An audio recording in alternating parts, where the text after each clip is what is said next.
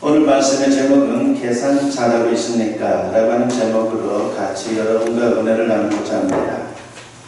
우리가 인생을 살면서 작은 이익을 추구하다가 오히려 큰 손해를 보고 낭패를 당하는 경우가 있습니다. 이런 경우는 누구든지 다 있을 거예요. 이것을 사자성어로 말할 때 소탐대실이다 라고 그렇게 말하죠. 오늘 본문에 보게 되면요, 바로 그런 사람이 등장합니다. 바로 그 사람은 대마라고 하는 사람입니다. 오늘 말씀을 통해 대마의 이야기를 반면교사로 삼았으면 합니다. 그래서 소탐대실함으로 후회하는 인생이 아니라 진정한 승리의 인생을 살아갈 수 있는 우리 모든 성도님들이 되었으면 합니다. 디모데후서는 사도 바울이 믿음의 아들 디모데에게 보낸 편지입니다.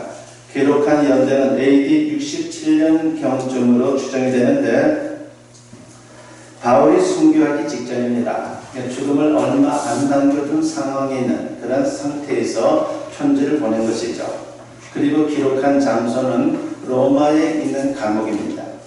바울은 순교 직전에 디모데후서를 쓰면서 자신의 순교를 예감했습니다. 그래서 디모데후서를 유언적 서신이다 라고 그렇게 부릅니다.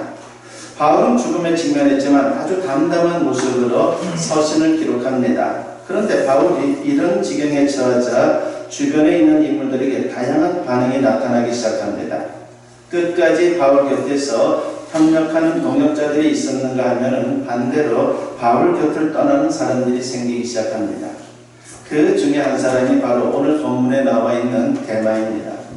그는 단순히 바울 곁을 떠난 것이 아니라 신앙이 변질되고 타락한 것입니다. 그래서 결국은 하나님의 축복과 영광을 놓치고만 그런 인물이 되고 말았습니다. 그는 한마디로 소탐대실한 사람인 것이죠. 바울은 안타까운 심정으로 그 사실을 지적합니다. 본문 10절에 보니까 대마는 이 세상을 사랑하여 나를 버리고 데살로니가로 갔고 라고 했습니다. 바울이 그토록 가슴 아파했던 것은 단순히 인간적인 배신감 때문만은 아닙니다. 대마가 과거에 나름대로 열심 있는 신앙인이었고 심지어 바울의 복음 사역에 협력했던 사람이었기 때문입니다. 성경에 대마에 관한 기록은 많지 않지만 바울의 다른 서신 중 두 곳에 분명히 그의 이름이 등장합니다. 빌레몬서 1장 24절에 보면 나와 있죠. 또한 나의 동역자 마가, 아리스다고, 대마, 누가가 문안하느니라 그랬습니다. 바울은 동역자들의 이름을 열거하면서 그 중에 대마의 이름을 거명합니다. 동역자라고 하는 말은요, 복음을 위해서 협력하는 자라고 하는 뜻을 갖습니다. 그만큼 대마는 사도 바울의 복음 사역에 참으로 큰 힘이 되었던 사람이다라고 하는 것을 알 수 있죠. 또 한 곳을 보면 골로새서 4장 14절에 보면 사랑을 받는 의사 누가와 또 대마가 너희에게 문안하느니라 그랬습니다. 누가는 바울 곁에서 주치의 역할을 하면서 복음 사역에 협력한 사람이었습니다. 그런데 대마를 누가와 동격으로 거명하고 있습니다. 그러니까 이때까지만 해도 대마가 바울 곁에서 얼마나 열심히 했는지를 우리는 충분히 짐작할 수가 있는 것이죠. 그런데 그가 바울을 배반하고 떠난 겁니다. 그 이유가 뭐라고 말합니까? 성경은 세상을 사랑했기 때문이다라고 그 이유를 말합니다. 세상을 사랑했다는 말이 무슨 뜻입니까? 성경에서 세상은 다양한 의미로 쓰이고 있죠. 하나님이 창조한 우주 만물을 가리키기도 하고 지상에 거주하는 사람들을 가리키기도 합니다. 그런데 여기서 말하는 세상은 죄가 가득한 세속을 가리키는 겁니다. 대마는 처음 복음을 받았을 때 자기 인생에 뭔가 좋은 일들이 생길 줄로 알았습니다. 그러니까 예수님의 제자라고 하는 바울을 따라다니면 굉장히 큰 것이 있을 것이다. 나한테 엄청난 이득이 있을 것이다. 라고 하는 그런 생각을 가진 것이죠. 적극적인 성격이었는지 금세 바울을 따라 나섭니다. 그런데 시간이 지날수록 어떤 일이 벌어집니까? 참으로 좋은 일보다는 오히려 고난이 너무나도 많았습니다. 고난만 가질 뿐 특별한 유익이 없다라고 하는 생각이 자꾸만 드는 겁니다. 더욱이 바울이 죽임을 당할 지경인데 이런 식으로 가다 보면 자신도 위험할 수 있다라고 그렇게 판단을 내렸습니다. 그래서 아예 바울을 버리고 죄악 세상으로 떠난 것입니다. 예수 믿어봤자 소용없구나. 그런 생각을 가지고 세상을 향한 것입니다. 대마는 자기 계산으로 바울을 떠나는 것이 신앙과 사명을 포기하는 것이 훨씬 낫다라고 그렇게 생각했을 것입니다. 그러나 인생이 자기 계산대로 됩니까? 그렇지 않죠. 그는 세속에 들어가 잠깐 불을 누리고 쾌락을 맛보며 살았을지 모릅니다. 그러나 잃어버린 게 너무나도 많았습니다. 세상이 줄 수 없는 영혼의 만족과 기쁨, 영생, 그리고 천국의 복락과 상급 등 그는 너무나도 많은 것들을 놓치고 말았습니다. 한마디로 그는 계산착오였습니다. 그러면 대만은 왜 계산착오를 일으킨 것입니까? 세속적인 욕심에 눈이 멀었기 때문이죠. 욕심은 사람의 눈을 멀게 하고 판단력을 흐리게 합니다. 그래서 우리가 지나친 욕심을 갖는 것은 경계해야 되는 겁니다. 야고보서 1장 14절과 15절에 보면 야고보 사도가 이런 말씀을 합니다. 오직 각 사람이 시험을 받는 것은 자기 욕심에 끌려 미혹됨이니 욕심이 잉태한 즉 죄를 낳고 죄가 장성한 즉 사망을 낳느니라고 했습니다. 욕심에 끌려라고 하는 표현은 영어 성경에 보니까 질질 끌려간다라고 하는 그런 뜻으로 번역이 되어 있습니다. 대만은 이 말씀대로 욕심에 끌려서 세상으로 갔고 욕심 가운데 죄를 지으며 살다가 영원한 사망으로 떨어지고 말았을 것입니다. 그러면 구체적으로 대마가 했던 계산착오는 어떤 것들입니까? 첫째는 순간과 영혼에 있어서 그는 계산착오를 한 것이죠. 대마는 순간의 가치를 영혼의 가치보다 더 좋은 것으로 잘못 계산했습니다. 그는 현실적으로 바울을 따라다니는 게 예수를 따르는 게 별 이익이 없다라고 그렇게 판단을 해줬습니다. 지금도 마찬가지입니다. 예수 믿는다고 당장 뭐가 됩니까? 금세 부자가 되고 금세 출세하고 그렇습니까? 그렇지 않죠. 오히려 신앙 때문에 고난을 당하고 손해를 보고 심지어 핍박을 당할 때가 있습니다. 신앙은 지금 당장 순간이 좋은 게 아닙니다. 두고 좋은 게 바로 신앙입니다. 갈수록 좋은 것이 신앙입니다. 나중에 좋은 것이 신앙입니다. 영원히 좋은 것이 바로 신앙입니다. 세상에 속한 것들은 우리를 유혹합니다. 지금 당장 잘 되게 해줄게 라고 말입니다. 그러나 신앙은 말합니다. 지금은 힘들고 어려워도 나중에 잘 되게 해줄게. 정말 네가 잘 되고 네가 가치 있게 되는 인생을 살아갈 수 있도록 내가 너를 도울 거야 라고 그렇게 신앙은 말합니다. 그러니까 세상은 순간의 가치를 말하고 신앙은 영혼의 가치를 우리에게 말하고 있습니다. 요한일서 2장 15절부터 17절에 보면 이런 말씀이 나오죠. 이 세상이나 세상에 있는 것들을 사랑하지 말라. 누구든지 세상을 사랑하면 아버지의 사랑이 그 안에 있지 아니하니 이는 세상에 있는 모든 것이 육신의 정욕과 안목의 정욕과 이생의 자랑이니 다 아버지께로부터 온 것이 아니요 세상으로부터 온 것이라.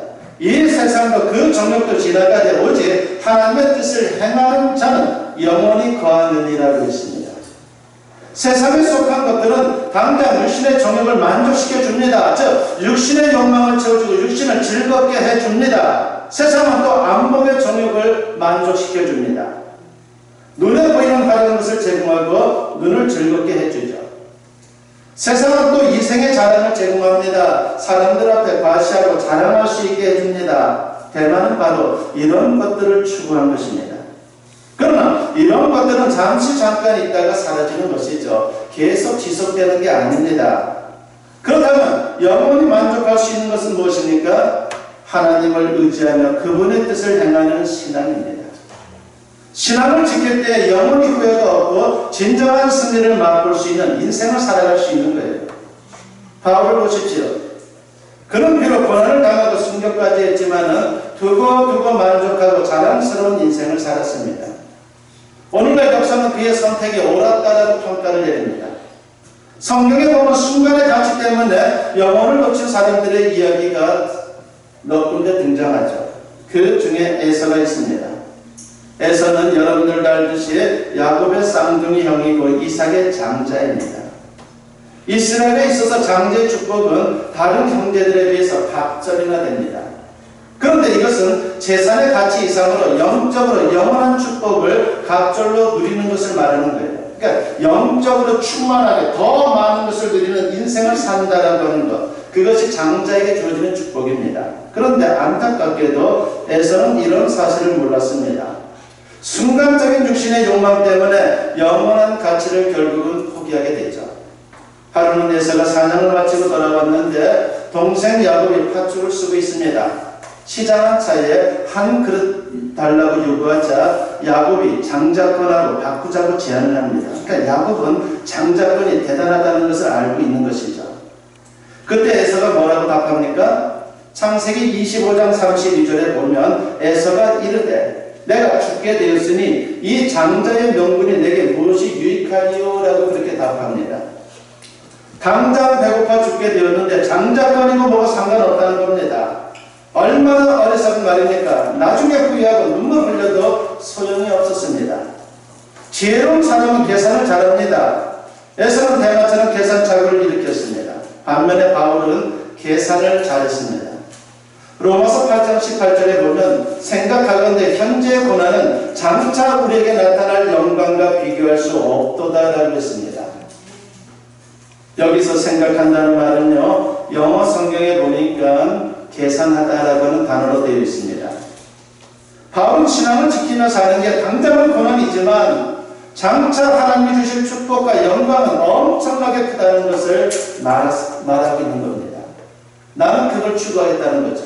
지금의 고난, 여기에 내 인생을 거는 게 아니라 장차 주님이 주실 그 영광스러운 그 자리, 그 기쁨을 내가 누리는 것이 더 가치 있다라고 그렇게 생각을 했습니다. 올바로 계산을 한 것이죠. 노무현 대통령의 참여정부 시대에 국방장관을 지낸 분이 있죠.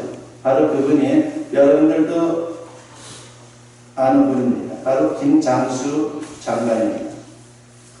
바로 이 김장수 장관이 노무현 대통령과 함께 북한에 갔을 때에 김정일 국방위원장 앞에서 허리를 굽히지 않아서 꿋꿋장수라고 하는 별명을 얻었습니다. 그러니까 모든 사람들이 다 그 앞에서 허리를 굽히고 그렇게 어떻게 보면 참으로 너무 지나칠 정도로 그렇게 인사를 하는데 이 김장수 장관은 그냥 꼿꼿한 자세로 그냥 인사를 간단하게 했습니다. 그래서 꼿꼿장수라고 하는 별명을 얻게 되었죠. 생각해보면 참 멋있는 군인이다라고 하는 그런 생각을 합니다. 그런데 퇴임을 앞두고 노교인 육군사관학교를 방문하게 되었고 생도들과 함께 식사를 하면서 짧지만 아주 큰 말을 남겼습니다. 내용은 이런 겁니다. 내 생애 최고의 날은 장관하는 날이 아니라 앞으로 다가올 날이다 라고 했습니다. 하나님의 영광의 날이 나에게 더 큰 것이다 라고 그런 고백을 한 거예요. 무인이지만 어떤 무인보다도 멋있는 영혼입니다. 올바른 계산을 한 것이죠. 우리도 마찬가지입니다. 지금 이 순간보다 나중을 생각하는 그런 신앙생활을 해야 합니다. 그리고 영혼을 생각하십시오. 당장은 힘들고 고난이 있어도 나중과 영혼을 생각하고 인내할 때에 바로 그 영광의 자리에 내가 서 있는 놀라운 역사를 체험하게 될 것입니다. 그래서 갈수록 복을 받고 영원한 승리의 자리에 설 수 있는 우리 모든 성도님들이 되었으면 합니다. 두 번째로 육신과 영혼에 대해서 대만은 잘못 생각을 했죠. 대만은 육신의 가치를 영혼의 가치보다 더 좋은 것으로 잘못 계산한 겁니다. 사람이 살면서 가장 중요한 것은 무엇보다도 마음이 편해지는 거예요. 마음이 편한 게 얼마나 소중합니까? 억만금을 쌓아놓아도 마음이 불안하면요, 그게 사는 게 사는 거예요. 너무나도 힘들죠. 마음이 편한 것이 너무나도 좋은 겁니다. 아무리 돈이 많고 권세가 대단해도 마음이 불편하면 아무 소용이 없어요. 그건 행복이 아니죠. 비록 가난하고 역경 가운데 있어도 마음이 편하면 그게 행복입니다. 신앙의 축복이 바로 여기에 있는 것입니다. 시편 기자는 이렇게 노래합니다. 시편 84편 10절에 보면 주의 궁정에서의 한날이 다른 곳에서의 첫날보다 나은즉 악인의 장막에 사는 것보다 내 하나님의 성전 문지기로 있는 것이 좋사오니 라고 했습니다. 여기 보면 비교가 나오고 있죠. 하루와 첫날을 비교합니다. 악인의 장막과 하나님의 궁정을 비교합니다. 이게 바로 주님이 주시는 영생의 기쁨인 겁니다. 영생은 영원히 사는 게 아닙니다. 주님과 함께 사는 것이에요. 삶의 길도 중요하지만 삶의 질이 더 중요해요. 무조건 오래 살고자 하는 그런 마음만 갖지 마세요. 제대로 된 인생을 사는 게 더 중요한 거죠. 이것이 바로 그런 축복이다라고 말할 수 있는 겁니다. 그래서 우리는 찬양합니다. 초막이나 궁궐이나 내 주 예수 모신 것이 그 어디나 하늘나라라고 말합니다. 사도 바울은 비록 감옥에 있어도, 죽음이 임박해 있어도, 육신은 고통 가운데 있어도 그 영혼에 샘솟는 영생의 기쁨이 있었어요. 그래서 옥중 서신인 빌립보서 3장 8절에서 사도 바울은 이런 고백을 합니다. 또한 모든 것을 해로 여기면 내 주 그리스도 예수를 아는 지식이 가장 고상하기 때문이다. 내가 그를 위하여 모든 것을 잃어버리고 배설물로 여기면 그리스도를 얻고라고 그렇게 고백을 합니다. 예수 믿고 얻은 영생의 기쁨이 얼마나 큰지 세상의 모든 가치들을 배설물로 여길 정도였다는 것입니다. 그렇다고 세상 것들은 다 무가치하다는 게 아닙니다. 그와 비교할 수 없이 영혼의 기쁨이 중요하다는 것이죠. 영생이 중요하다는 겁니다. 이런 사실을 알지 못하고 역시 잘못 계산한 사람이 있었죠. 바로 그 사람이 롯입니다. 그는 아브라함의 조카입니다.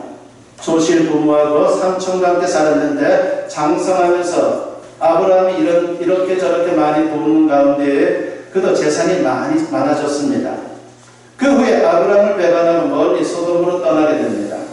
그런데 소돔으로 간 이유가 무엇입니까? 단 하나, 육신의 안일 때문이었습니다.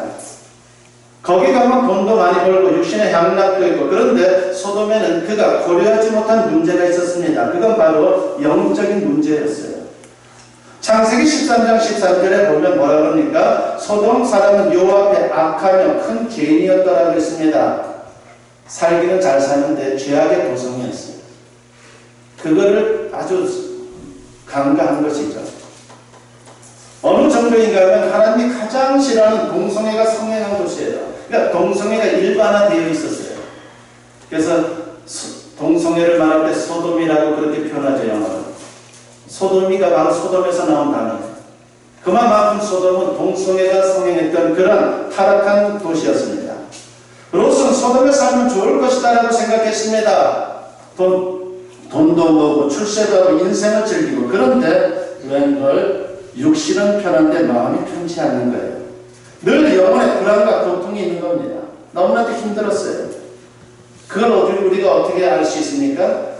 베드로후서 2장 8절에서 롯은 무법천지 음란한 소돔성에 살면서 그 심령이 상했다라고 그렇게 소개를 합니다.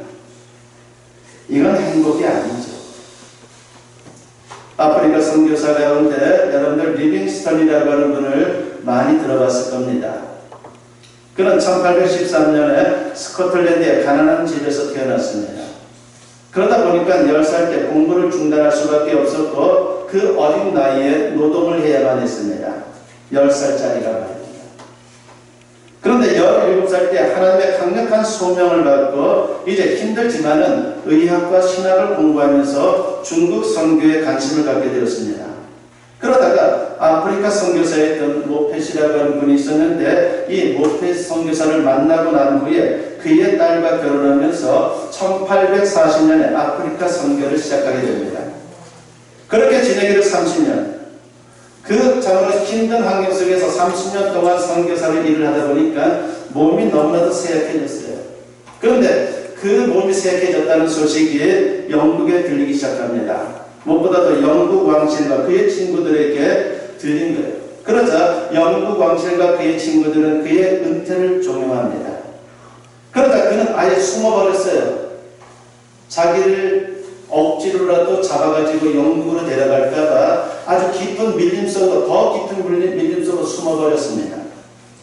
이에 그를 사랑하는 사람들은 탐험대를 조직합니다. 그 탐험대의 대장이 바로 스탠리였습니다. 이 스탠리를 동원해서 이제 그를 찾기 시작하죠. 결국은 리빙스턴을 찾았습니다. 리빙스턴을 만난 스탠리는 은퇴 후에 좋은 조건에서 살 수 있도록 잘 준비해 두었다는 왕실의 뜻을 전하면서 30년 동안 헌신했으니 이제 그만 헌신의 삶을 끝내고 고국으로 돌아갑시다 라고 그렇게 공고를 했습니다. 그러자 리빙스턴이 이렇게 답을 하죠. 아프리카 선교는 헌신이 아닙니다. 그것은 하나님께서 주신 은혜에 대한 보잘것없는 보답일 뿐입니다. 이는 특권이며 영광스러운 내일을 기대하는 희망입니다. 현재 고난은 장차 나타날 영광과 비교할 때 아무것도 아닙니다라고 그렇게 대답을 했습니다. 그렇습니다. 신앙의 가치는 영혼이 편한 거예요. 우리 육신이 편한 게 아니에요. 육신이 아무리 편해도 내 영혼이 편하지 못하면 진정한 편안한 인생을 사는 게 아닙니다. 그러므로 육신의 안일보다 영혼의 기쁨을 더 사모할 수 있는 우리 모든 성도님들이 되었으면 합니다. 세 번째로는 현세와 천국에 대해서 대만은 계산을 잘못했죠. 대만은 현세의 가치를 천국의 가치보다 더 좋은 곳으로 잘못 계산한 겁니다. 그래서 이 세상에서 잘되면 최고라고 생각했어요. 그러나 그것은 착각이었죠. 사실은 보이지 않는 천국이 더 중요합니다. 현세는 기껏해야 100년이에요. 요즘은 더 오래 사는 분들도 있죠. 네. 김영석 교수님인가요? 연세대 명예교수님. 그분이 올해 104세예요. 거기다가 또 강연도 다녀요. 옛날 몇 년 전만 해도 상상할 수 없는 일이죠. 그러니까 지금은 기껏 살아도 한 재볼 때는 110세 이전에는 다 이 땅에서 삶을 다 마감하는 것 같습니다. 그 110년 생각할 때에 긴 것 같지만 사실 따지고 놓고 보면요, 잠깐 지나가는 거죠. 그래서 지혜로운 사람은 인생이 짧다는 사실을 잘 알고 이 세상 넘어 내세가 있다는 것을 기억합니다. 예수 믿는 게 바로 그겁니다. 현세보다 천국을 생각하는 게 신앙입니다.